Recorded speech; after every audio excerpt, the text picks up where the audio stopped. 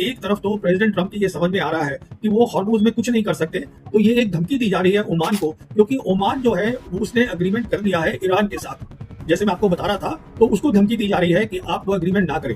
उन दोनों की मिलके बातचीत हुई है, जिसमें ये तय हुआ है कि ये रास्ता होगा, इतना हम टैरिफ उस पे लगाएंगे। मतलब हॉर्मुज हर तरीके से ईरान के कब्जे में है और रहेगा, इसमें कोई शक नहीं होना चाहिए किसी को। जो आज ज्यादा इंपॉर्टेंट काम पाकिस्तान का है वो है रीजनल फ्रेमवर्क बनाना। तो उसके अंदर उसका रोल बहुत बड़ा है, जिसमें कि आप जानती हैं अगस्त 7 को ये एक 3 कंट्रीज ने मिलकर मक्का जॉइंट डिफेंस एग्रीमेंट बनाया था। This is a step towards regional framework, मतलब सारी कंट्रीज रीजन के साथ में लेके चलना। और मैं आपको इशारा करके ये भी बता दूं प्रॉब्लम कहाँ होगी। प्रॉब्लम चिकन नेक पे होगी, सिलीगुड़ी कॉरिडोर पे होगी। नक्शा देख लीजिए। तो कहने का मतलब ये है, हमें ग्राउंड पे सिचुएशन को समझना है जो यहाँ नहीं समझी जा रही है। हमारी फॉरेन पॉलिसी ठीक नहीं है, हमें पाकिस्तान से बात करनी है। दुनिया बदल चुकी है, समझिए।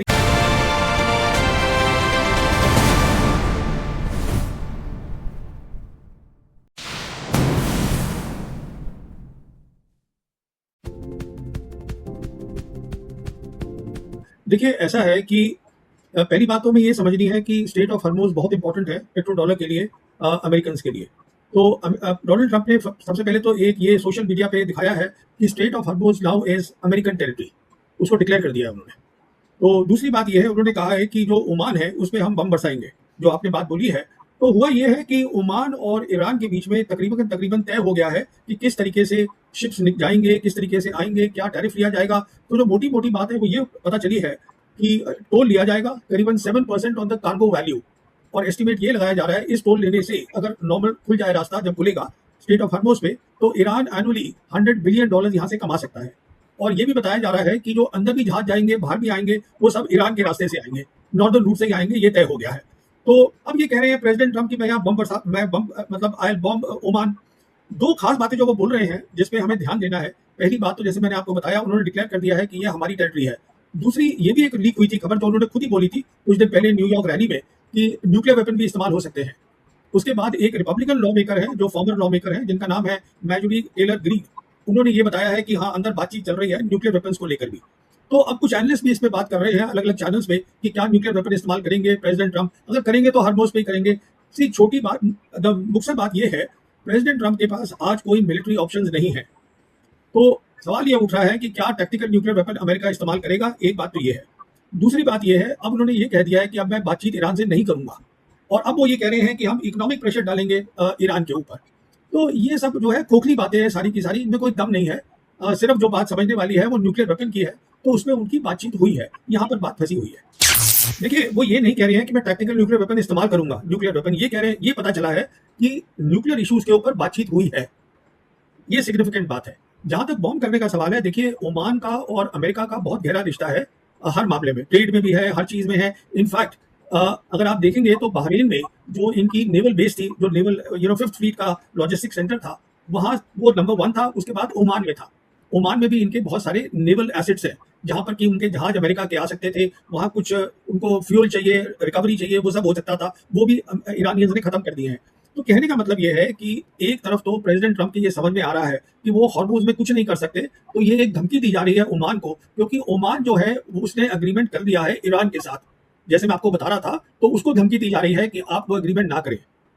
और जहां तक न्यूक्लियर वेपन की बात है, वो इसमें कोई शक नहीं है, बहुत इंडिपेंडेंट सोर्सेज से कंफर्म हुआ है कि बातचीत हो रही है उनके स्ट्रेटेजिक सर्कल्स में, जहां पर वॉर प्लानिंग हो रही है। क्योंकि सवाल ये है, जैसे मैं आपसे कह रहा हूं, कन्वेंशनल लड़ाई के ऑप्शंस नहीं है। और इस दौरान जो पाकिस्तानी प्रेस छाप रहा है वो ये कि पाकिस्तान फिर से एक कोई नया मुआहिदा इन लोगों के सामने रखेगा, क्योंकि सवाल ये भी हो रहा है कि ये जो स्ट्रेट ऑफ हॉर्मुज का पूरा किस्सा है, ये सिर्फ अमेरिका की परेशानी नहीं है, ये तो पूरे जो गल्फ कंट्रीज हैं उनकी इकोनॉमी बहुत डाउन हो रही है। इधर आप देखिए कि कुवैत का बुरा हाल हो रहा है, यूएई के ऊपर इसका बहुत बुरा असर पड़ रहा है, क्योंकि जो ईरान के दोस्त हैं उससे अच्छे संबंध रखेंगे उनको वो साथ लेके चलेगा, और बहरीन है, कुवैत है, यूएई है, जिनसे बहुत बेहतरीन संबंध नहीं है, उनको खमियाजा भुगतना पड़ेगा। तो पाकिस्तानी प्रेस कह रहा है कि पाकिस्तान फिर से मीडिएट करके कोई नई डील ला सकता है सामने।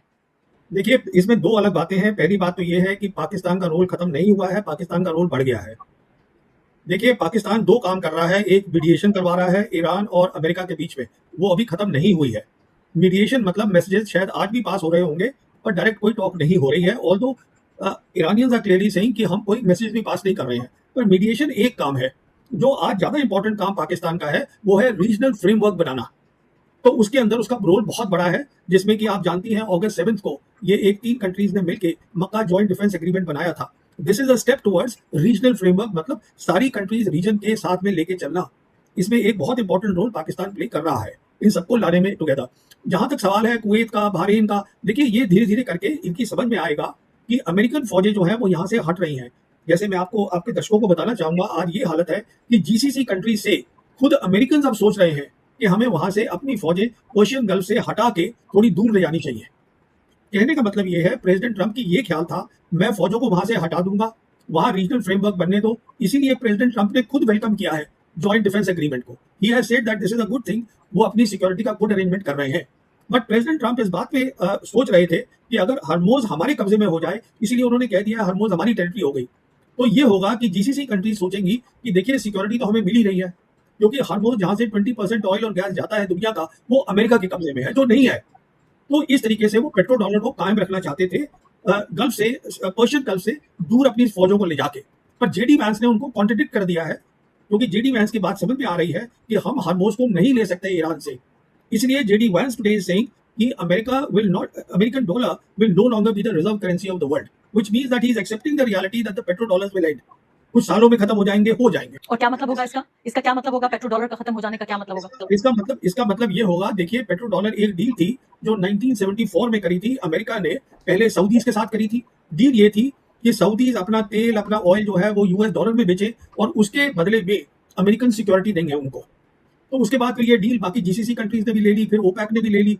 तो हो क्या रहा था अभी तक 74 से लेके आज तक, जब तक ये लड़ाई शुरू नहीं हुई, कि सारी जो ये कंट्रीज हैं जीसीसी की, ये अपना तेल, अपना ऑयल, अपना और पेट्रोल जो भी डेरिवेटिव्स है वो सब डॉलर में बेच रहे थे। अगर आपको डॉलर में खरीदना है, बाकी मुल्क जो है, चाइना है, इंडिया है और जितने साउथ कोरिया है, जापान है, उनको खरीदना है तो उनको डॉलर चाहिए। तो डॉलर अमेरिका क्या कर रहा था, अपने डॉलर छाप रहा था। अमेरिका डॉलर छाप रहा था, अमेरिका का डेट वो ये सब कंट्रीज खरीद रही थी, उनकी ट्रेजरी बॉन्ड्स अमेरिका के। अगर पेट्रो डॉलर बंद हो जाएगा, अगर अगर कल ये जीसीसी कंट्रीज सोचेंगे कि हमें जब सिक्योरिटी ही नहीं प्रोवाइड कर पा रहा अमेरिका, जो हरमोज है वो उनके कंट्रोल में ही नहीं है, वो ईरान के कंट्रोल में है, तो वो लोकल करेंसी में ट्रेड शुरू कर देंगे। वो स्विफ्ट के थ्रू क्यों जाएंगे? लोकल करेंसी में अगर करेंगे तो जो अमेरिका का डेट आज है जो $40 ट्रिलियन है, देखिए अमेरिका आज वो कंट्री है जो कमाता कम है, खर्चा ज्यादा करता है, उसमें कर्जा चढ़ा हुआ है। 40 ट्रिलियन उसका नेशनल डेट है, 32 ट्रिलियन उसकी जीडीपी है। और अगर पेट्रो डॉलर खत्म हो जाएगा तो रिजर्व करेंसी अमेरिका ये नहीं रहेगी, बिकॉज बाकी सब कंट्रीज जो है वो लोकल करेंसी में ट्रेड करेंगी। तो उसका मतलब ये है कि वो अपना ना तो फंडिंग कर सकते हैं अमेरिकन बेसिस की, कोई 780 बेसिस है 80 मुल्कों में around the globe, American empire खत्म हो जाएगा। तो जेडी वैंस इस बात को समझ रहे हैं, पर ट्रंप इसको मान नहीं रहे हैं। मेरा ख्याल ये है, देखिए 3 नवंबर को अमेरिका के अंदर मिड टर्म इलेक्शन हो रहे हैं जो बहुत ही जरूरी हैं। इसके अंदर जो अब ये माना जा रहा है कि काफी रिपब्लिकन्स भी जो है वो डेमोक्रेट्स के साथ करेंगे, मतलब they will favour that, and the majority in both the house and senate and the house that will be against president Trump. वो जो होगी डेमोक्रेटिक होगी, ये माना जा रहा है। तो उसके लिए फिर प्रेसिडेंट ट्रंप के लिए प्रॉब्लम्स खड़ी हो जाती हैं बहुत सारी।